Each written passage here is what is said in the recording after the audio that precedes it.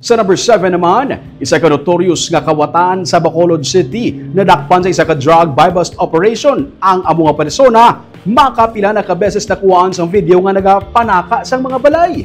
May-report si Sheila Hilera Braga. Bulan sang Mayo, nakuhaan sang concerned citizen sang video ang ini nga lalaki nga nagataklas sa pader sang sininga apartment sa Purok Himaya, Barangay Alihis sa Bacolod. May tabon ang mga guya sang lalaki kag nauna niya napilak sagwa ang mga binagtong nga nakuha niya sa sulod sang balay.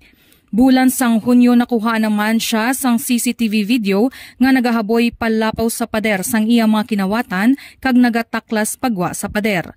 Pero naubos ang suwerte sang sininga lalaki. Nadakpan siya sa ginpatigayon nga buy-bust operation sang katapos ang City Drug Enforcement Unit sa Barangay 30, Bacolod City, Biyernes sang hapon. Suno kay Police Lieutenant Colonel Antonio Benitez Jr., pamuno sang CDEU, may 6 ka robbery cases kag nakaagi na dakop bangod sa illegal nga droga ang sospetsado nga si alias Joseph sang Iloilo.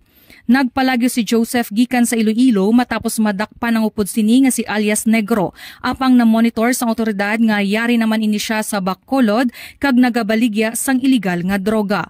Nakuha kay Joseph ang 115 gramos ang ginasuspetsyohan shabu nga may standard drug price nga 782,000 pesos.